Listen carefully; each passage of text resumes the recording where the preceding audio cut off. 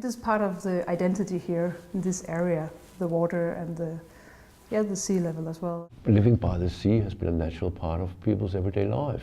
I'm quite sure that we will be safe here with this solution. We are not afraid of the water then, because actually that's why we have the climatorium.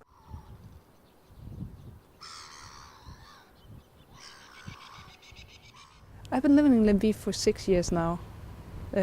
We moved here 6 years ago because of my husband's work. And we live here with our 3 children. Amanda Christensen used to live with her family in Copenhagen. She moved to Lemvig to be closer to the nature. Lemvig is a very nice place to live, especially when you have children, I think. Everything is very close, and you have the nature, you have the water, the harbor, and you have the forest very near as well. Lemvig, a small harbor town in West Denmark, is not only a nice tourist spot, but also one of the most flood-affected areas in Denmark. The town is placed just 1 meter above the sea level, right at the Limfjord. Every winter, big storms bring water from the North Sea that floods the city. I live on a hilltop, so there's no water there. But I have friends who live actually over here by the red houses, and they have had water in their basements several times.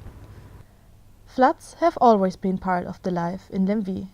Years after years, the harbor and the inner city were underwater for several days during storm season. Some people used to ride small boats in the streets. Amanda remembers a big storm called Egan that struck in 2015. So we had experienced a storm in our house and in the garden. The playhouse for the kids was jumping up and down because of the wind. So it's a very heavy wind. And then we always expect that the water level will get high after storms. During this storm, water flooded the whole harbor front, and 140 people had to be evacuated from their houses. We went down here actually just to see how it was, because it was exciting, the very wild nature power. And a lot of people was down here actually, climate tourists. Maybe local, most of them, but still. Because it's a strange thing to see everything covered in water when you're used to have it like this. Since Lemvig is so challenged by floods, it's not surprising that the Danish Coastal Authority is placed there. Being close to the problems helps the authority with their research on coastal protection and storm surge warning. Carlo Sørensen has been working at the coast of Denmark for 30 years now, and he knows how serious the situation in Lemvig is. And what is particularly interesting with Lemvig is that it's inside the Limfjord, and there's an opening towards the North Sea at Thyborøn. And that channel there, Thyborøn Channel, it's gradually becoming larger, which means that during storms you get more and more water transported in from the North Sea. That also leads to increasingly higher storm surge levels. So even though we are inside an apparently sheltered fjord, we're very much depending on what's going on outside towards the North Sea and the enlargement of the Thyborøn Channel. The historical center and many houses in Lemvig are placed just a few steps from the sea. With every storm surge, the flooding was getting worse, so the municipality decided to take action. They developed an innovative solution in 2012, a concrete wall, which stopped the water from reaching the city. Now, the only reminder of the flooded streets are marks on the wall.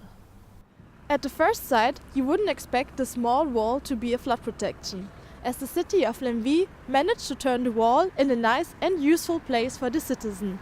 Now the harbor is open for the public, and people enjoy spending their time here. Marianne Vestisen is one of the project managers behind the wall. We met her at the new harbor area, where the municipality is rebuilding the old harbor and extending the wall. On the central part of the harbor, the high tide water protection is formed like a long curved wall that divides the big harbor space into little spaces with different kinds of uses. Some of the spaces that are turned towards the city is is for parking lots, and some of the the spaces that are turned towards the harbour is for recreational activities. When the storm Egan hit the city in 2015, the wall has faced its first challenging task. The whole harbour front was quickly under water, and places where people walked just a few days earlier were flooded. That storm did not have as big waves as some of the other storms we've had. So therefore it didn't go too bad, you can see, because we managed to keep most of the water outside where it belonged. Even with stronger challenges to come, the municipality is confident that the wall will be able to secure the city in the future.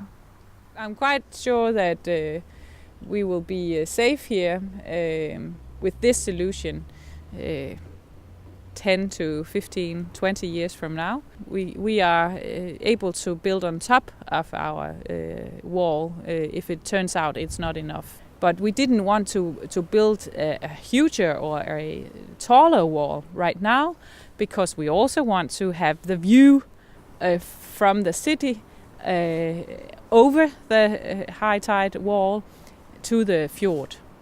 So we don't want to live behind a wall. The people in Lemvig are happy with the solution. Now the playground next to the wall is a popular place, especially for families. For children it's a nice place, and they keep clean, and it's good. It's a good thing. So it's better with the wall? Yes, completely. Yes, there's no water here. Amanda appreciates the new harbour area and enjoys spending her time there. It's a very nice space, like this, where they have made this plateau, so it's possible to get access to the water. It made a whole new harbour, I think, in a positive way. Even though Amanda experienced the rough times in Lemvig, she doesn't regret moving there. Back in Copenhagen, her family used to live in a small flat, but in Lemvig they can afford a big house with a garden. The water and the sea are now an important part of their lives. It is part of the history here, I think, because in the municipality as such, the contact with the water and the fishes is part of the DNA here. The view to the harbour is a huge factor for the city.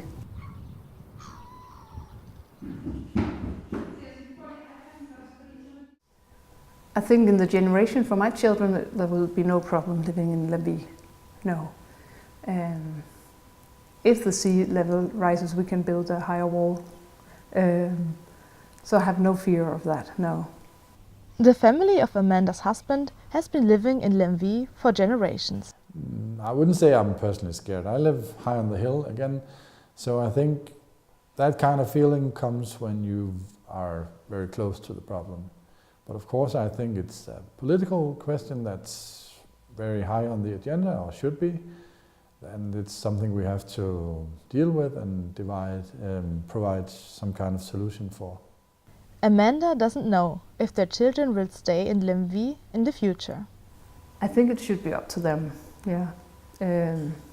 If they like it here and are happy here, then I like them to stay here, yeah.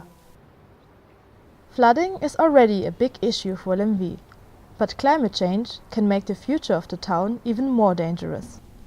Carlo thinks that especially the rising sea levels can become a problem. Sea level rise is actually increasing, and we're almost certain that it has to do with the human influence. Sea level rise in coastal areas will lead to higher groundwater levels, potentially more extreme precipitation, more severe storms, and that altogether poses a main challenge as well to our coastal communities. And we need to deal with this challenge of climate change in order to be able to live in coastal areas in the future too. The Danish Meteorological Institute estimates a general increase in sea levels of between 0.3 meters and more than 1 meter in the century as a consequence of climate change. Lemvig municipality is the most affected area in Denmark. We know that sea level rise is going to happen in the future. It's not going to stop by the year 2100. It is a threat, but we can try and turn it around and say, how can we actually cope with this climate change and make something out of it that still makes it worthwhile living in coastal areas in the future.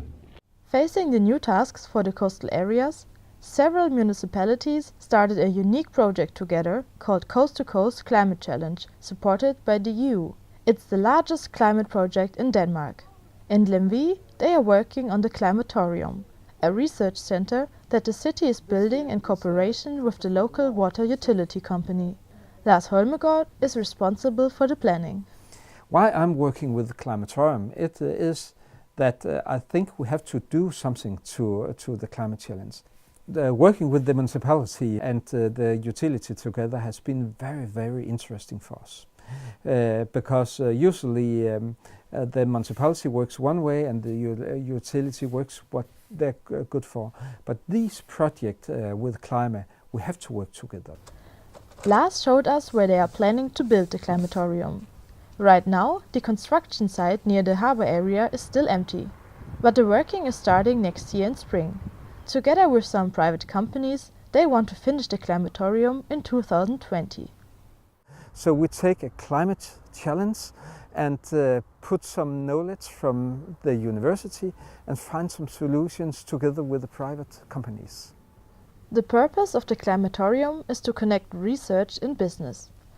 The research will focus on saltwater, for example, developing new types of pipes or satellite techniques to track water movement.